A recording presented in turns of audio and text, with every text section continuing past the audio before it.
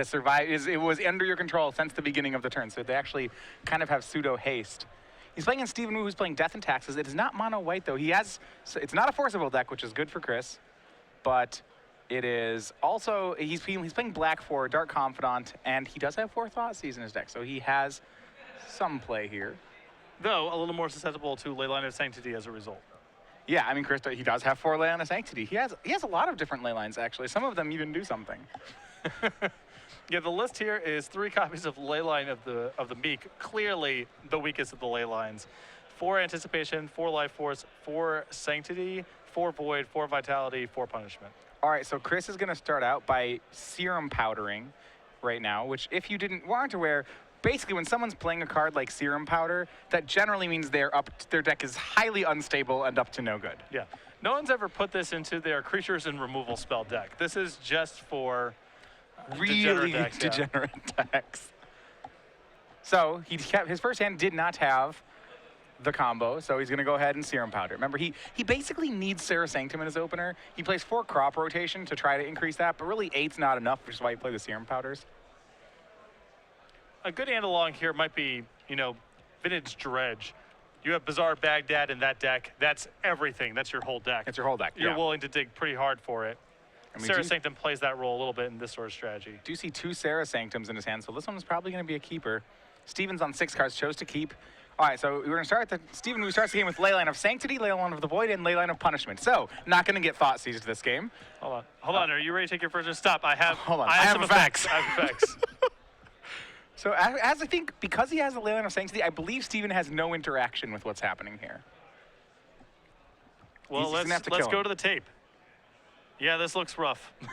I mean, I don't know if he has the Opalescence yet. Steven starts on Scrubland and passes. 3rd Serra Sanctum was the draw for Chris Wolfmeyer. So, all right, he's going to go ahead and make triple white and cast Serum Powder. All right, that's a mana ramp spell. So now he has 4 mana available. Well, he can go beatdowns with he can cast his Opalescence next turn.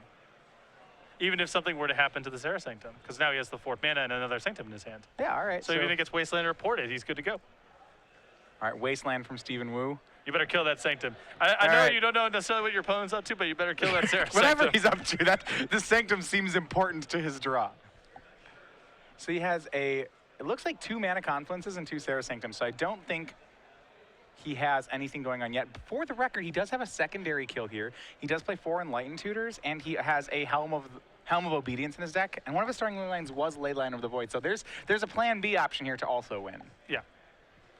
A diverse and robust deck. So he has if there ever was one. So he has 9. It looks like I would say he has 9 different cards he could play or draw here. But Death and Tax is doing its thing. He has Rishid Import and now Thalia. So Chris has some work to do. And Enlightened Tutor was the draw. That's a pretty big draw for him. Good backup plan here. He can play a 2nd land. Go ahead and play. It looks like he's going to play Serra Sanctum. And right away, he can probably Enlighten Tutor. I imagine he'll go for the Helm of Obedience kill, actually. Yeah, I think he's contemplating now whether or not he wants to main phase the Enlightened Tutor and let the cat out of the bag, or wait and risk even Mind Sensor or some other piece of disruption coming out of Steven's deck. All right, so he taps that for 3 white. He's going to go ahead and Enlighten Tutor, floating a white. Remember, next turn, he still, despite Thalia, I think we'll have enough mana left to cast he's got the Helm, but he won't have enough to activate it. I think he's got another Sanctum in his hand. I think he's good to go next turn. Yeah, well, no, he'll get ported. He'll get ported off. Oh, assuming he gets ported, sure. Then so he's going to go ahead and main phase Enlightened Tutor here. He looks at both Opalescence and Helm of Obedience. He's going to go for the Helm kill. So Helm is 4 to cast, and he needs, you cannot activate it for 0 and win, but once you activate it for 1, you do win. Yeah. So this is actually a combo that some other decks in Legacy have played. Helm, usually it's with Rest in Peace, not Leyline of the Void. Now I would imagine here, Chris can afford to play a little bit slow. If Steven's play next turn is just attack you and port you, he can power through that pretty easily. So. You can just play a Mana Confluence, say go, then play another Serra Sanctum. Right? Steven now realizes he's going to have to port the Serra Sanctum or lose. So it's possible that that's Steven's only line. We'll see what can Steven Wu do here. He has a fetch land, Verdant Catacombs. That's not going to do very much. Remember, he may have Thoughtseize effects, but the Leyline of Sanctity, incidentally, being pretty good right now. Sorry, Steven, you've just shown up with the wrong tools for this fight. Nothing wrong with your deck, but He has some tools. I mean, but just not too many, right? Upkeep is going to port the Sanctum. There's now only 2 mana available for Chris. If he plays his land, he'll have 5. It takes a full 5 to cast Helm. So he could cast it this turn and not activate it, or he could just play a Mana Confluence and then next turn have 1 additional mana so that he can play and activate all at once. it feels like a risky card to put into play because, you know, Steven Wu's deck has the looks of something that would have something like Vindicate or something, and you're protected from discard because of Leyline of Sanctity. Yep, your hand's pretty safe, I would say. And it looks like he's gonna make that play. He plays Mana Confluence and says go. So he's gonna wait until he can play and activate it all in one swoop. Yeah, no reason to rush. You know, if Steven's just attacking you for 2 and porting you, you know you can beat that, but putting the helmet into play seems like a risk not worth taking. Now, looking at this board state, would you say that Leylines is a deck that really got a buff from the new Legend rule? It did get helped out. I mean, if those things, if under the old Legend rule, probably just this deck just doesn't function.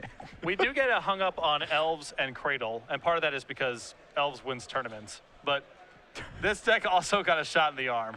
Oh, and he just draws the Opalescence. Wow. I would not be able to pass up the opportunity to go beat downs with my ley lines. Yes, it's easier to just win the game, but It's pretty cool to beat up with the Leylines. yeah. He might path them though, or might swords them if he does that. You don't. Yeah. I think you've got to just play the win. Just play the No, helm. I know. Sarah Sanctum is going to get rid of the last one. So this should be good enough. It takes 5 to cast that helm. He's 1, got this, 2, 3, 4. He's got the Serum Powder for mana. Yep. Doing double duty this match. Free mulligan plus a little Dark Seal ingot action. Yep. 5. And that should be enough. All right. And it's going to be helm. And he can activate it for 1, and that should do it. Activates helm for 1, targeting Steven Wu. So that should mill Steven's entire deck. Yeah.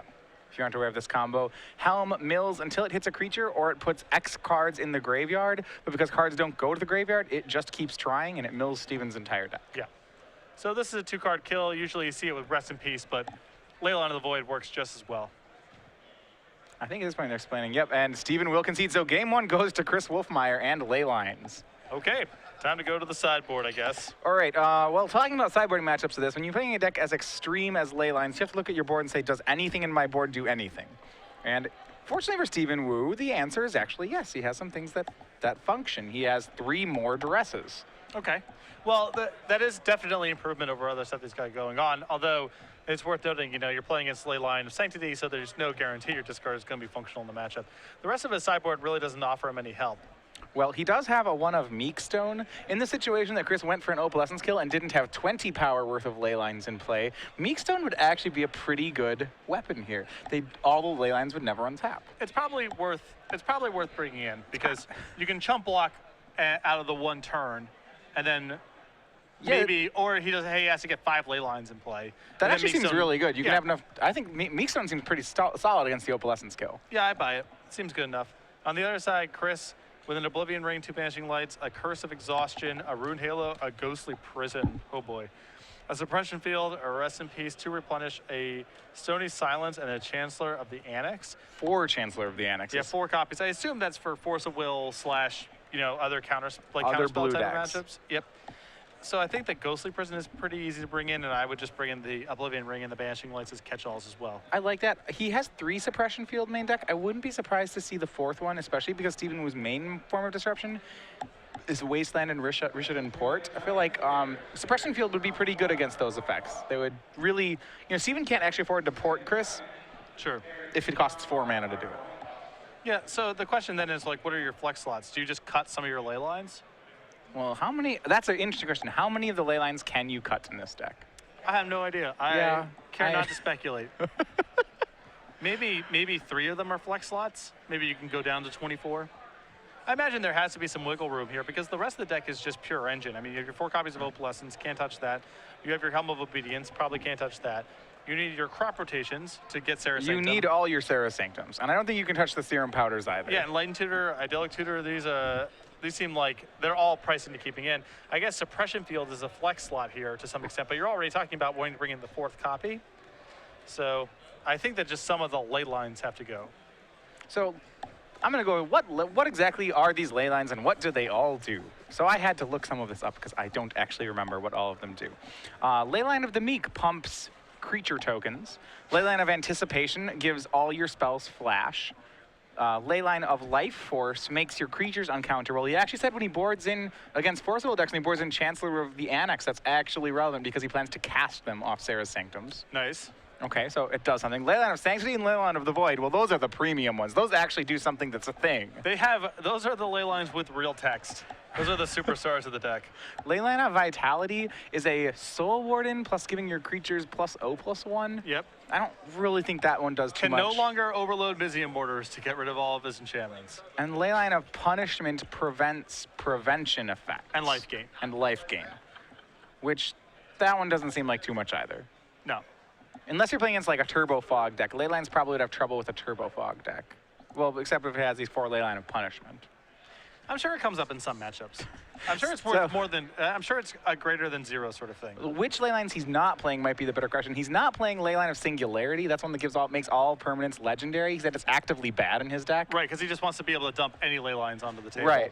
He's not playing that. He's not playing, was it Leyline of, one of the red Leylines. Original red Leyline. I don't remember what that one's called. Leyline of Lightning, Leyline, it's really bad. I mean, as opposed to these all-stars that he's playing, that, the original red one's less good, If you don't make the cut in this sort of deck, then I don't know what to tell you. I mean. So we look at Steven's hand. Steven has, it looks like a triple duress, like a duress Thoughtseize, dress Thoughtseize hand. So at that point, if I'm Steven thinking, boy, well, does he have a white Leyline? Because this hand's a mull to 4 if he has one. But it's not like you can mull to much else, These are the only forms of disruption he has. He has to accept that he's going to lose to the Leyline, I think. There is a Serum Powder in Wolfmeyer's hand. He has a lot of Leylines. Yep, he's going to Serum Powder away his hand. This hand wasn't bad, actually. It had 3 Leylines, a Crop Rotation, a Mana Confluence. The big issue with this mulligan is it's the only copy of Helm in the deck. So now he has to win through attacking. Yeah, I'm interested that he mulled that one, and I don't really know enough about the deck to say one way or the other. He has another Serum Powder hand he could do, and this one's no good too. He had one of his Opalescences, but he had no land. So we're gonna try again. But he has burned through 14 cards here without revealing a Sanctum, so that's good. He's got a lot of shots at it. I think he's got a lot. I feel like a lot of I wonder what percent of the time, I'd need to model this one.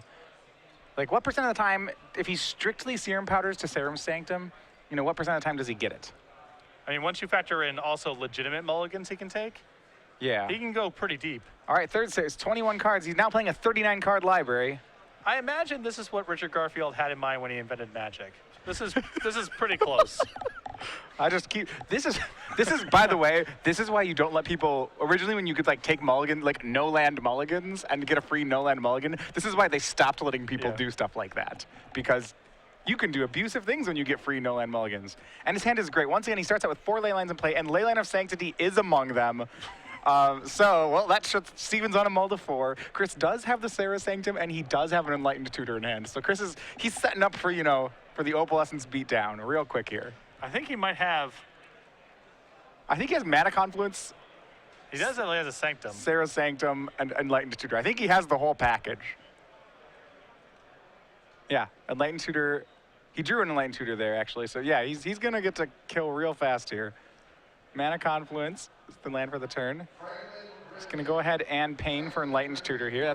I have to think it's getting Opalescence. Now, I like this play again. He doesn't want to get himself in a position where he has to worry about Aven Mind Sensor, and Steven could potentially next turn play a fetch land and pass. So I like the preemptive use of Enlightened Tutor Chris, here. quite the wily Leylines pilot. This is not his first rodeo. Now, to be fair, there are no Aven Mind Sensors in Steven's deck. That's because he's doing this Black Splash. Yeah, but we don't know that, It has right? the look of something that could easily have Aven Mind So this is why I like playing combo decks, is because when you're playing Chris, there's about 4 cards you have to think of at all. When you're talking about what the game looks like for him, it's well, he could play Aven Mind Sensor. Better play around that. Okay. Yeah. Go. The unfortunate thing is one of the cards he has to worry about in the format is Force of Will, and that card's just beats your deck. It's pretty fine. popular. Yeah, but this guy's not playing it. Yeah. Success. So Steven Wu he read Opalescence, and now he realizes what else this deck does. I have to imagine Steven hasn't played against this before. Yeah, and the last card in Chris's hand is Replenish. So even if something goes, wow. even if something goes wrong, Replenish. Wait. Oh yeah. Yep. Okay. Sure. Even if Steven, for some reason, plays does White even have yeah, it plays like Tempest of Light. There we go. Right. Clean Fall. These are like there's some white tranquility effects. well, Chris can reasonably assume that even just getting back Opalescence is good enough in a lot of spots. If Steven has anything disruption-wise, you could imagine him having some sort of Seal of Cleansing in the sideboard, a Vindicate, something along those lines to just kill the Opalescence, even if he's not hitting you with a Tranquility effect. Steven's I like how Chris is protecting his Serra Sanctums here. So he gets his Mana Confluence ported, Serra Sanctum, and he's going to tap that. That's Opalescence is, costs 4, so that's just enough mana. I've used the term Motley Crew a lot to describe a set of attackers. This is the motleyest crew I've ever seen in my swing for life. 16, your go. Steven drops to 4. What did you get attacked by? Well, there's like a blue, a red, a white, and a green 4/4 thing. What happened to your last round? I don't want to talk about it. I don't know. And there we have it, 2-0. Chris Wolfmeyer with Leylines still alive, 4 wins out of the top 8. All right, well, 3-1-1, still in Yeah, top no, 8 still contention. in top 8 contention. Could potentially make for a very quick elimination round if things break the right way for him. I would imagine, I don't know for certain, I would hazard a guess that we are going to have a deck tech with him. Don't know for sure, but I would guess. So there are some decks you can say that win and lose based on their matchups, and this falls into that camp for me. Yeah, for example, I'm a big Burn fan. I'm never beating this thing in a million years. Oh, God, no. 4 Serum Powders and 4 Leyline of Sanctity, forget about it. There's just no chance I have to beat this thing. No, absolutely not. And a deck like Death and Taxes, they're not going to have a lot of interaction, if any at all, that matters in the 75. And Steven's draws were not bad. He had discard spells and a port. In theory, some of his best cards, but they were just not relevant enough. Oh, no. This is... Well, there you go. All right. There you go. And I like that he was talking to, so I got a chance, I said to talk to him about the deck. He's like, well, first thing he says, I have a plan for it, so just 4 Chancellor of the Annex. So I'm like, all right.